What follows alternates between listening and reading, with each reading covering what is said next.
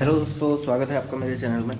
तो मैं आज आपको डेली एक्टिविटीज़ अपनी दिखाऊंगा। मैं अभी निकल रहा हूँ अपने घर से स्कूल के लिए। मैं केमिस्ट्री पढ़ाता हूँ स्कूल में। तो चलिए मैं आपको रास्ते का व्यू दिखाता हूँ कि आज कैसा मौसम है और पिथौरागढ़ में आज कैसा हाल है बाज़ार का। तो चलिए चलते हैं। और ये मैं घर से निकल चुका हूँ अपने स्कूल के लिए। मैं केमिस्ट्री पढ़ाता हूँ जैसा मैंने आपको बताया, और आज मौसम काफ़ी सुहावना है जैसा आप देख सकते हैं। बादलों ने सूरज को ढका हुआ है, जिस कारण गर्मी का प्रकोप पिथौरागढ़ में आज कम रहा। आप देख सकते हैं किस प्रकार का मौसम पिथौरागढ़ का है। प्लेन्स में काफ़ी गर्मी पड़ रही है। अभी आज 24 मई है, और लेकिन पिथौरागढ़ की बात करी जाए तो यहाँ मौसम काफ़ी सुहावना है। आप देख सकते हैं सामने कैसे ये सामने स्कूटी में जा रहे पर्सन ने जैकेट पहन रखी है। तो इसी प्रकार आप देख सकते हैं स्वेटर वगैरह में लोगों को अपने स्कूल और अपने कॉलेजेस की ओर जाते हुए। ये जीआईसी रोड का इलाका है। मैं पहले भी आप लोगों को कई बार अपने व्लॉग्स में इस इलाके को दिखा चुका हूँ, और आगे भी दिखाता रहूँगा, क्योंकि फ़िलहाल अभी मेरी लाइफ इसी के अराउंड घूम रही है। तो जहाँ भी मैं जाऊँगा आपको वहाँ के व्लॉग पहुँचाता रहूँगा। फ़िलहाल हम पांडे गाँव की गलियों से, पांडे गाँव के रास्तों से गुज़र रहे हैं, जैसा आप देख सकते हैं।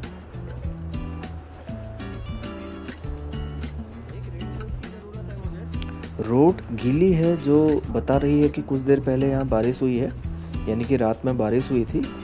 ये 9:30 बजे का समय है जिस समय पे मैं अपने स्कूल के लिए निकलता हूँ। और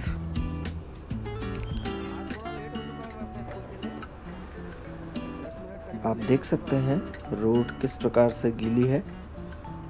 पैचेस में हमको यहाँ पर पानी रोड में गिरा हुआ दिखाई दे रहा है। और ये हम लिंक रोड से गुजरते हुए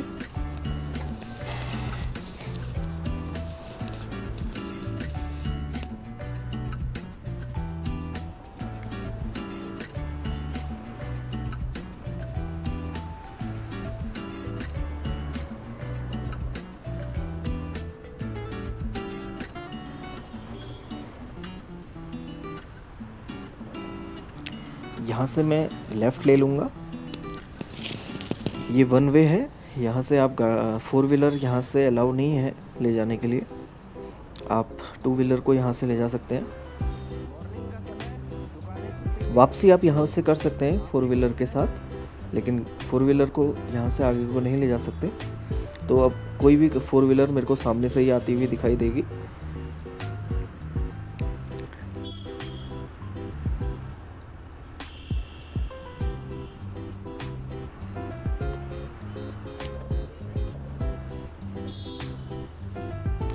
बहुत सी गाड़ियाँ बहुत कम स्पेस छोड़ती हैं 2 व्हीलर्स के लिए, जो कि काफ़ी कठिन हो जाता है 2 व्हीलर्स के लिए उसको हैंडल कर पाना, क्योंकि लेफ़्ट साइड में लोग भी चल रहे होते हैं। तो जैसा आप देख सकते हैं कई बार गाड़ियाँ जो है बहुत लेफ़्ट बहुत राइट आ जाती हैं। और ये हम पहुँच गए केमुआ स्टेशन।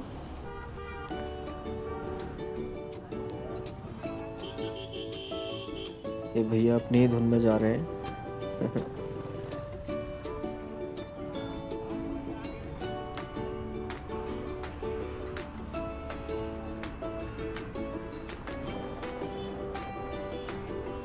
और फाइनली हम पहुंचते हैं रोडवेज स्टेशन के पास। लेफ़्ट साइड में आपको बसेस खड़ी हुई दिखाई दे रही हैं। यात्री अपने गंतव्य की ओर जाने के लिए बसेस में बैठने को तैयार हो रहे हैं और बसेस का इंतज़ार कर रहे हैं। और ये भैया को जल्दी हो रही है जाने की। यहाँ से मैं राइट टर्न लूँगा, और फाइनली मुझे कुमोड़ तक जाना था, तो मैं कुमोड़ तक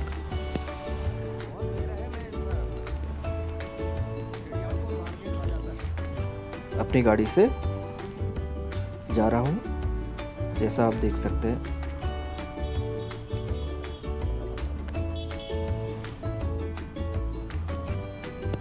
सामने पे आप जो एक बड़ी बिल्डिंग देख रहे हैं, ये है नर्सिंग कॉलेज, पिथौरागढ़ का नर्सिंग कॉलेज।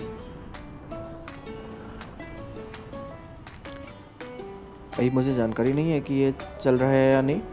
और यहाँ पर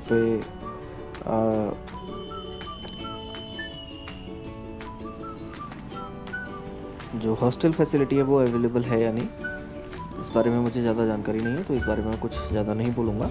यहाँ से मैं लेफ़्ट टर्न लेते हुए अपने गंतव्य तक पहुँचता हूँ।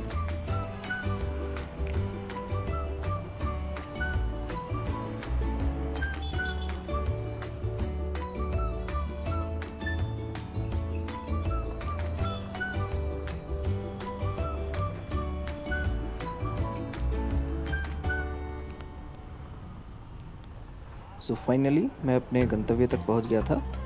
तो आप आगे व्लॉग का आनंद लीजिए।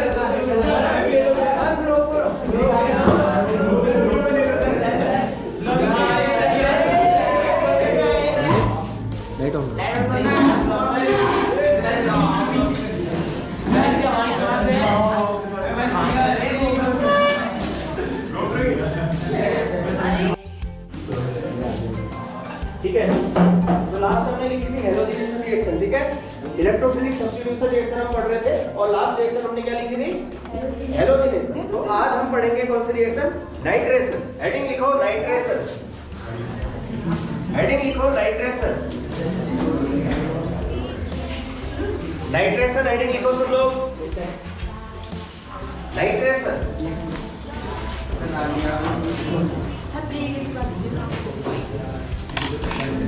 नाइट्रेशन हेडिंग लिखो।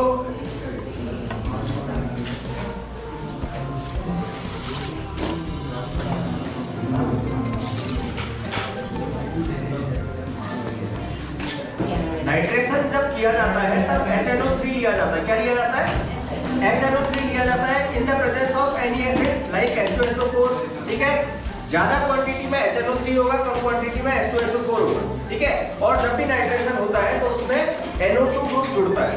और मैंने आपको रेजोनेंस में बताया था ऑर्थो और पैरा डायरेक्टिंग होता है Cl, तो ऑर्थो और पैरा पोजीशन में क्या जुड़ जाएगा? NO2 जुड़ जाएगा, ऑर्थो और पैरा पोजीशन।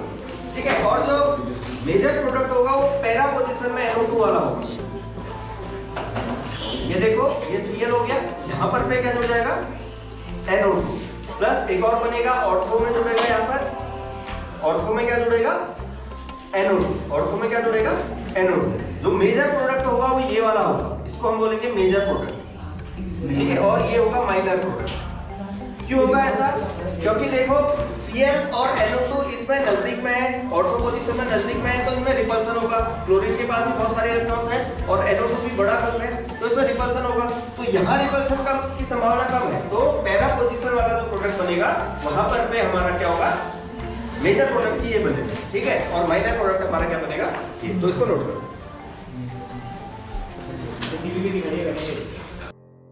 हेडिंग लिखो सल्फोनेशन।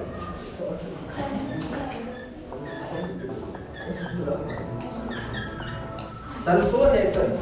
ठीक है, हमारे पास फिर से क्लोरोबेंजीन है, जैसे पहले लिया था हमने क्लोरोबेंजीन। बातें नहीं करो, ये देखो क्लोरोबेंजीन है हमारे पास। अब हम क्या करेंगे? H2SO4 को ज्यादा मात्रा में लेंगे, ज्यादा क्वांटिटी में H2SO4 को लेंगे, कम क्वांटिटी में हम HNO3 को लेंगे। किसको लेंगे? HNO3 को। और जब इस सल्फोनेशन होता है तो भाई होगा तो यही कि ऑर्थो और पैरा पोजीशन में ही क्या जुड़ेगा? SO3H। सल्फोनेशन में क्या जुड़ता है? SO3H। और जो पैरा पोजीशन वाला होगा SO3H, वो हमारा मेजर प्रोडक्ट बनेगा। वो क्या बनेगा? हमारा मेजर प्रोडक्ट। देखो दोनों सेम रिएक्शन है, nitration and sulphonation are both the same reaction, but difference इतना ही है कि एक में NO2 जुड़ता है, नाइट्रेशन में NO2 जुड़ता है,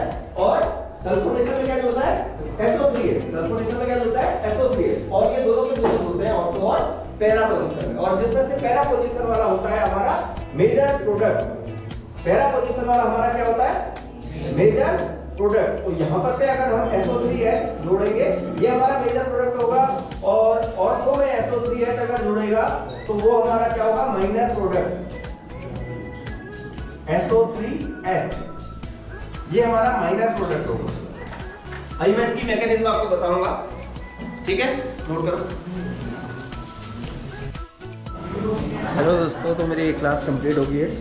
अब मैं जा रहा हूँ अपनी दूसरी क्लास के लिए। तो चलिए देखते हैं आज कितने बच्चे आए हैं। वैसे बच्चे आ नहीं रहे हैं अभी 11th में। फ़िलहाल मैंने 12th की क्लास ले ली है, अब 11th की क्लास में मैं जा रहा हूँ। बाय।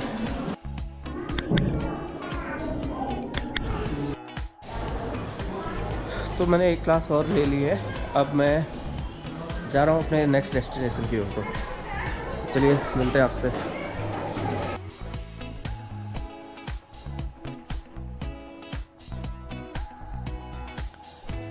अब मैं निकल पड़ा हूँ अपने नेक्स्ट डेस्टिनेशन के लिए, और आप देख सकते हैं भीड़ भाड़ अब बढ़ चुकी है शहर में। चलिए मैं आपको एक कहानी सुनाता हूँ। ये कहानी है सिद्धार्थ की। सिद्धार्थ का जन्म एक राजा के घर में हुआ, और जैसा कि राजाओं के घर में अक्सर देखा जाता था कि वो ज्योतिषियों से सलाह लिया करते थे कि उनके बालक के भविष्य के बारे में आगे क्या होने वाला है। तो इसी प्रकार सिद्धार्थ के बारे में भी ज्योतिषों से पता लगाया गया, कि ज्योतिषों को बुलाया गया और उनसे पता लगाया गया कि इसका भविष्य कैसा है। तो सिद्धार्थ के जो पिता थे उनको बताया गया कि आपका बेटा या तो एक महान चक्रवर्ती सम्राट बनेगा, या तो ये संन्यास ले लेगा। तो आपको ये सलाह दी जाती है कि आप इसके सामने जो जीवन की सच्चाई है, जो दुख है, उसको आने मत दीजिए। तो जो राजा थे उन्होंने यही किया। उनके राज दरबार में जितने भी बूढ़े लोग थे, जितने भी ऐसे फूल थे जो मुरझा रहे थे और बूढ़े लोग थे, उन लोगों को नौकरी से निकाल दिया गया, और राजमहल में केवल और केवल जो जवान लोग थे उनको ही नौकरी में रखा गया। किसी भी प्रकार से सिद्धार्थ के पास दुख को आने का कोई मौका नहीं छोड़ा गया। एक बार की बात है, सम्राट किसी दूसरे राज्य के दौरे पर थे। तो उस समय पे सिद्धार्थ घर में अकेले थे, जो महल था उनका वहाँ अकेले थे। तो उन्हें एक न्योता आया कि आपको एक समारोह में मुख्य अतिथि के रूप में बुलाया जाता है। तो सिद्धार्थ ने कहा मैं जाऊंगा। सिद्धार्थ अपने जो सारथी थे उनके साथ उस समारोह में शिरकत करने के लिए जाने लगे। तो रास्ते में उन्होंने एक बूढ़े व्यक्ति को देखा और बोला सारथी से कि इस व्यक्ति को क्या हो गया है। तो सारथी ने उन्हें बताया कि ये व्यक्ति बूढ़ा हो गया है। तो सिद्धार्थ ने पूछा सारथी से कि क्या मैं भी ऐसा ही हो जाऊंगा। तो सारथी ने बताया कि हाँ बिल्कुल, सब ऐसे ही बूढ़े हो जाते हैं। तो ऐसे ही आगे चल के उन्होंने एक पेड़ देखा जो मुरझाया हुआ पेड़ था, जिसके जितने भी फूल पत्तियां थी वो गिर चुकी थी। तो सिद्धार्थ ने ऐसा पेड़ कभी नहीं देखा था। सिद्धार्थ अपने सारथी से पूछते हैं कि ये पेड़ को क्या हो गया। पेड़ तो मैंने देखे हरे भरे होते हैं, ये पेड़, ऐसा पेड़ तो मैंने कभी देखा नहीं, ये पेड़ है क्या। तो जो सारथी था उसने बताया कि हाँ ये पेड़ है, और ऐसा हो जाता है बहुत सालों के बाद, पेड़ों की भी यही दशा होती है। कुछ दूर आगे चलकर सिद्धार्थ ने एक शव यात्रा देखी, जिसमें एक व्यक्ति को ले जाया जा रहा था अंत्येष्टि के लिए। तो सिद्धार्थ ने बोला कि इस व्यक्ति को क्या हो गया, क्यों इसको 4 लोग कंधा लेके ले जा रहे हैं। तो सारथी ने बताया कि ये व्यक्ति मर गया है। तो सिद्धार्थ ने पूछा कि क्या मैं भी मर जाऊंगा। तो उस सारथी ने जवाब दिया, अब बताना तो नहीं चाह रहा था वो, लेकिन उससे सच छुपाया नहीं गया, और उसने फाइनली कह दिया कि हाँ आप भी मर जाएंगे, और जीवन में सबका यही अंत होता है, हर किसी की मृत्यु होनी ही है। सिद्धार्थ को जब ये पता चला तो उन्हें एक बहुत गहरा धक्का लगा, और उन्होंने सारथी से कहा कि अब तुम महल जाओ, मैं वापस नहीं आऊँगा। मुझे जानना है कि सत्य क्या है, मुझे जानना है कि क्या हमारे जीवन का अंत केवल मृत्यु ही है या और कुछ भी मिल सकता है। तो इसकी खोज में वो सिद्धार्थ निकल पड़ा। कई लोगों से वो मिला और पूछा उसने कि मैं किन के पास जाऊँ, मुझे बताओ। तो लोगों ने बताया कि हम तो गृहस्थ लोग हैं, हमको इस बारे में ज़्यादा जानकारी नहीं है। आप ऐसा कीजिए कि आप साधु संतों के पास जाइए, साधुओं के पास जाइए और उनसे पता कीजिए। तो सिद्धार्थ ऐसे ही घूमते हुए जितने भी साधु संत थे उस राज्य में, उन सब के पास एक एक करके पहुंचा। और जैसा उन साधुओं ने बताया, सिद्धार्थ को करने को कहा, सिद्धार्थ ने हूबहू वैसा ही किया। लेकिन फिर भी सिद्धार्थ को जो सत्य था वो प्राप्त नहीं हुआ। अंततः सिद्धार्थ अकेले हो गए और अकेले होकर काफ़ी समय उन्होंने आत्मचिंतन किया, जानने की कोशिश करी, पढ़ा, काफ़ी चीज़ें उन्होंने सीखी और अंततः उन्हें ज्ञान प्राप्त हुआ और वो ही कहलाए महात्मा बुद्ध। और जब वो बुद्ध बन गए, वो बुद्ध बन के लोगों के बीच आए और उन्होंने अपना जो ज्ञान का प्रसार था वो किया। जो बातें उन्होंने जानी थी उन बातों को लोगों तक पहुंचाया। तो ये थी कहानी सिद्धार्थ की, सिद्धार्थ से बुद्ध बनने की। तो हमारी लाइफ में भी ऐसा ही होता है, कुछ ऐसे मोमेंट्स हमारी लाइफ में आ जाते हैं जो हमें जीवन की सच्चाई से अवगत करा देते हैं। लाइफ का अल्टीमेट गोल क्या है, इस बारे में जानकारी होना, जानने की कोशिश करना, एक जिज्ञासा होना एक मनुष्य के लिए अनिवार्य है। अगर ऐसा नहीं है तो वो एक जानवर की ज़िंदगी जी रहा है। हर कोई काम करता है, हर कोई पैसे कमाता है, लेकिन अल्टीमेटली गोल होने क्या वाला है उस चीज़ का? क्या डेथ ही सत्य है जो अल्टीमेटली हो जाने वाला है हमारे साथ? क्या वही सत्य है या फिर हम कुछ और चीज़ को पा सकते हैं और चीज़ को जान सकते हैं? कोई और ऐसी चीज़ है जिस चीज़ को पाकर जो हमारा डर है, मृत्यु के प्रति जो हमारा डर है, वो समाप्त हो सकता है। तो इसके लिए जानना, ये सब हमको मिलता है हमारे स्क्रिप्चर्स में, यानी कि हमारे ग्रंथों में। तो मैं यही आशा करता हूँ कि आप भी ग्रंथों का अध्ययन करेंगे। और फिलहाल मैं, जैसा आप देख रहे हैं, ग्रीनरी से भरे हुए रास्ते से गुजर रहा हूँ। आपको मैंने सिद्धार्थ यानी कि गौतम बुद्ध की कहानी सुनाई। इसी प्रकार से आपको और कहानियाँ भी मैं सुनाता रहूँगा। बने रहिएगा मेरे साथ। और अगर आपको ये व्लॉग पसंद आ रहा है तो प्लीज़ चैनल को सब्सक्राइब कीजिए, लाइक कीजिए, कमेंट कीजिए और शेयर भी कीजिए। तो चलिए अब फाइनली हम पहुँचते हैं अपने डेस्टिनेशन की ओर। थोड़ा और मुझे ट्रैवल करना है यहाँ से और फाइनली मैं अपने डेस्टिनेशन में पहुँचता हूँ। बहुत बहुत धन्यवाद। आगे आप बने रहिए व्लॉग में, आगे व्लॉग देखिएगा ज़रूर।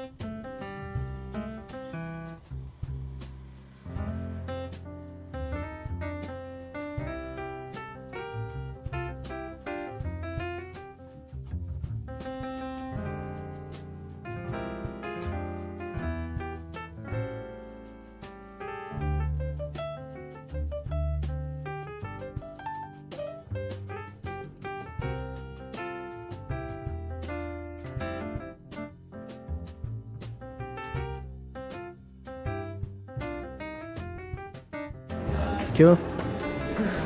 माल अच्छे नहीं। आज ही नया स्टूडेंट आया हमारे स्कूल में। क्या नाम है आपका? आलोक। आलोक, कितनी परसेंट आई 10th में? 70%। और ये लोग कैमरा देख के भाग गए हैं। ब्लॉगिंग करते सर। हाँ। भाई पोज करते हैं। अस्तो माँ सद्गमया, तमसो माँ ज्योतिर्गमया, मृत्योर्मा अमृतम गमया। असत्य से सत्य की ओर चले हम, तमस से यानी कि अंधकार से ज्योति की ओर, और मृत्यु से अमृत की ओर। उपनिषद के ध्येय वाक्य हैं।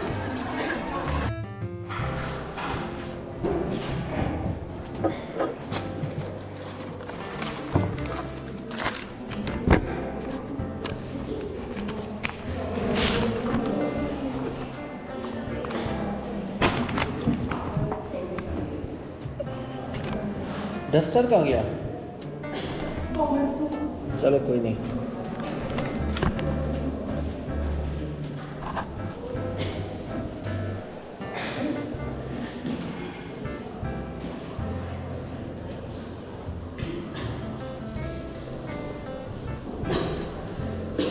कल हमने पढ़ा था क्या?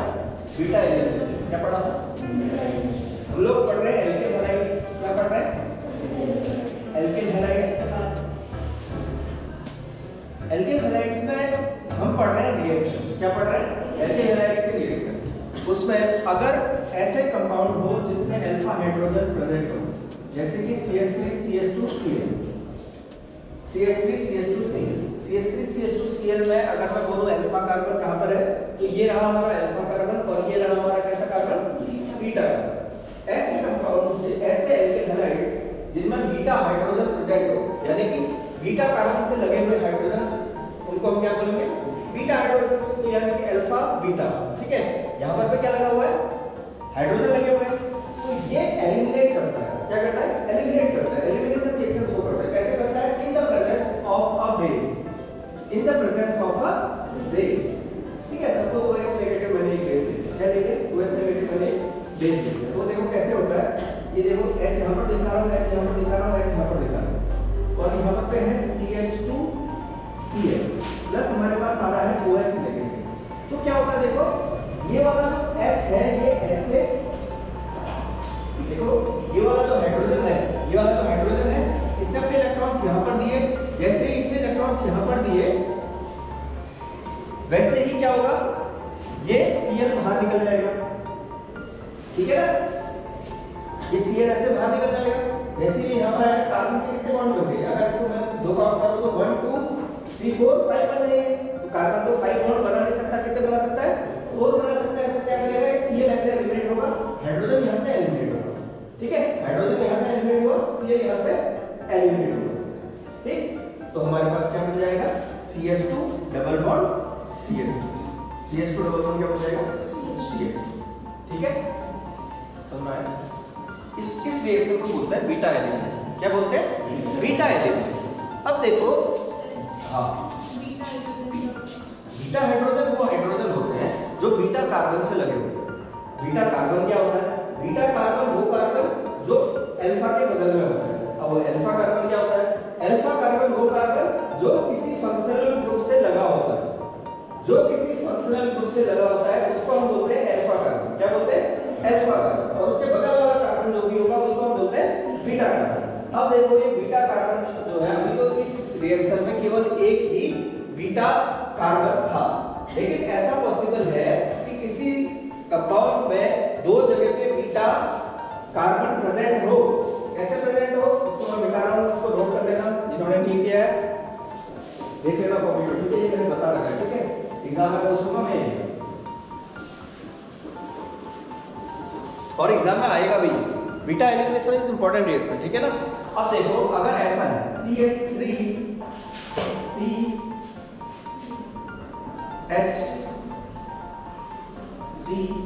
ऐसे करके, ठीक है, यहां पर पे लगा हुआ है C और यहां पर पे है CH3, ये हो गया CH 1 2 3 CH2। सपोज ऐसा कोई कंपाउंड है CH3 CH2 CH Cl CH3। तो अब देखो यहां पर पे अल्फा कार्बन कहां पर है? अल्फा कार्बन यहां पर ये है कि नहीं? The compound which is directly attached to the functional group is called alpha carbon. ठीक है, CH जिससे डायरेक्टली अटैच होगा वो क्या कहलाएगा? Alpha carbon. इसके बगल वाले जो भी कार्बन होंगे वो क्या कहलाएंगे? Beta carbon. तो यहाँ पर जो भी बीटा है और ये भी क्या है? बीटा। तो एक साइंटिस्ट आए जिनका नाम था सेटजेक। क्या नाम था? सेटजेक। सेटजेक ने बोला ऐसे कंपाउंड जिसमें दो जगह पे बीटा कार्बन मौजूद हो, दो जगह पे क्या हो? बीटा कार्बन मौजूद हो, यानी कि दो जगह पे बीटा हाइड्रोजन मौजूद हो, वहां पर पे वो प्रोडक्ट ज्यादा स्टेबल होगा जिससे क्या लगा हो? डबल बॉन्ड में जिससे क्या लगा हो? एल्किल ग्रुप लगा। डबल बॉन्ड में ज्यादा एल्किल ग्रुप लगा। ठीक है ना? देखिए अगर मैं क्या करता हूं, ये वाला बीटा हाइड्रोजन एलिमिनेट करता हूं, याला बीटा हाइड्रोजन एलिमिनेट करूंगा तो क्या प्रोडक्ट बनेगा? दो प्रोडक्ट बन सकते हैं। देखो यहाँ पर एक क्या बनेगा? देखो CH3 CH2 CH double bond CH2, एक तो ये बनेगा। इसका देखो डबल बॉन्ड साइड में आ गया। ठीक है, और क्या बन सकता है? देखो और क्या बन सकता है? CH3 यहां से हटा, इस वाले बीटा कार्बन से हाइड्रोजन हटा, यहां पर आ गया डबल बॉन्ड और यहां पर क्या बन गया? CH3। सेटजेक के अकॉर्डिंग ये वाला प्रोडक्ट ज्यादा स्टेबल होगा और ये वाला ज्यादा बनेगा। मेजर प्रोडक्ट हमारा ये होगा और ये माइनर प्रोडक्ट होगा। ठीक है, सेटजेक ने ये बोला। ठीक है, तो सेटजेक ग्रुप भी आप लोगों को मैंने दिखाया था कल जो मैंने बताया था, मैंने एक बार रिवाइज करा दिया। ठीक, आज हम फिर इससे आगे बढ़ते हैं। ठीक,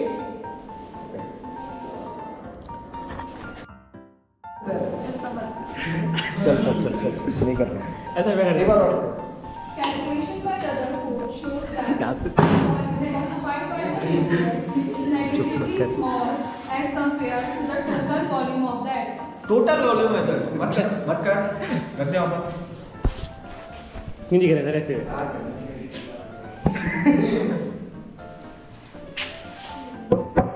ठीक है, देखो सुनो, रदरफोर्ड ने क्या बोला? क्यों कर रहा है बात? एक का मतलब रदरफोर्ड ने क्या बोला?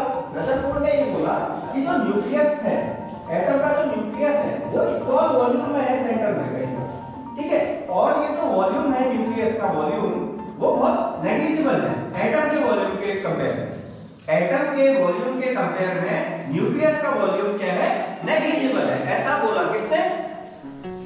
रदरफोर्ड ने।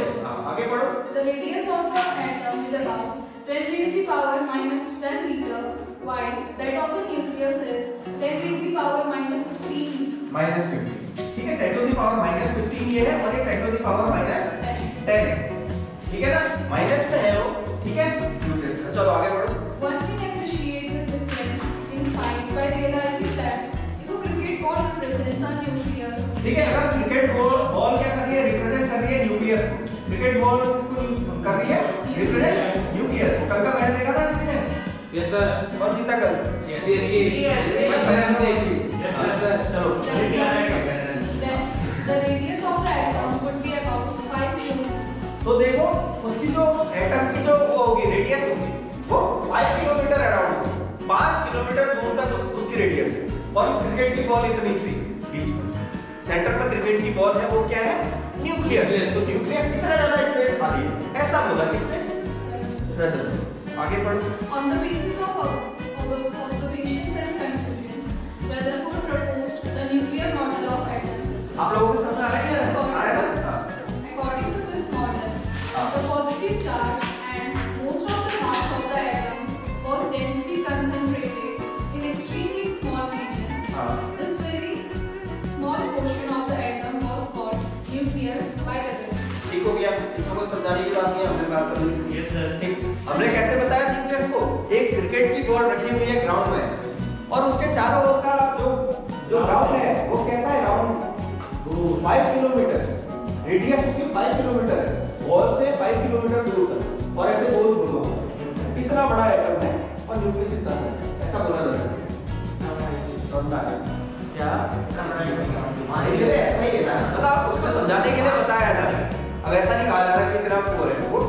एज्यूम करो कि न्यूक्लियस हमारे ये क्रिकेट बॉल की तरह है, तो एटम कितना बड़ा होगा? 5 किलोमीटर के ग्राउंड के बराबर, रेडियस जिसकी 5 किलोमीटर है उतने बड़े ग्राउंड के बराबर। आगे पढ़ो। The nucleus is surrounded by electrons. Nucleus is surrounded by electron.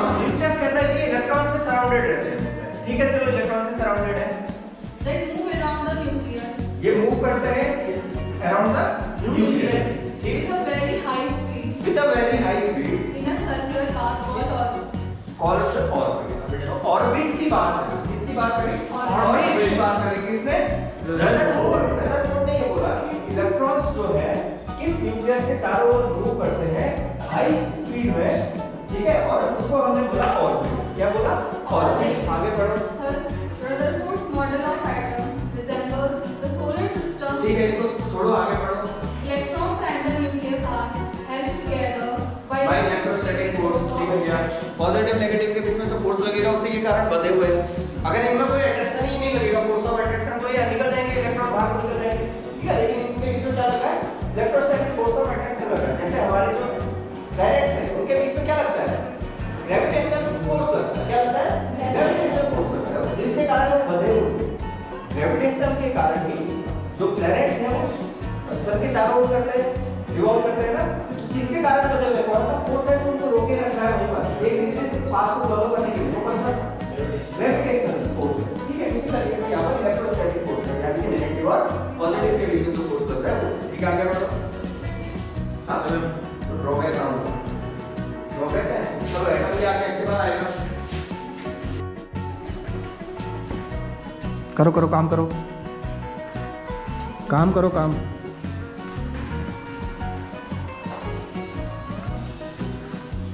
काम कर, काम।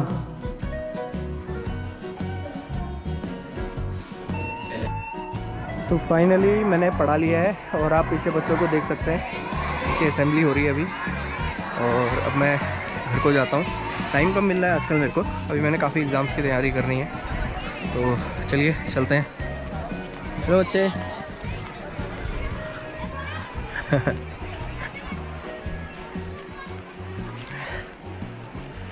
मिलते हैं। तो दोस्तों, एक हेक्टिक डे के बाद फाइनली मैं पहुंच चुका हूं अपने घर पे। अंदर चलते हैं और अभी आपको दिखाई देगा स्कूबी। स्कूबी,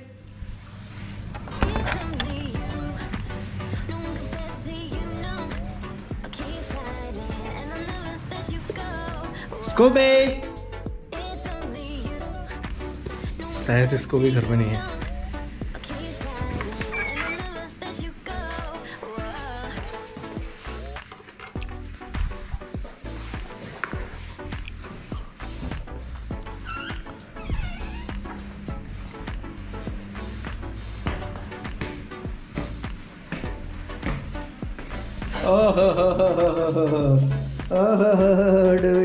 डूबी आओ आओ। कहाँ थे आप?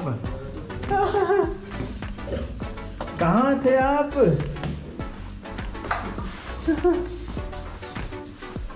कहाँ थे आप?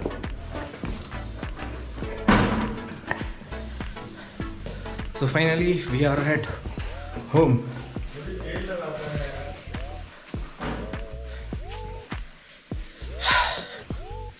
तो चलिए अब कुछ खाना वाना खा लेता हूँ, मैं लंच वगैरह कर लेता हूँ। अभी 3 बज चुके हैं और मेरा लंच वैसे ही लेट चल रहा है, 3 बज चुका है। तो कुछ खाना वाना खा लेते हैं, फिर मिलते हैं आपसे। बाय।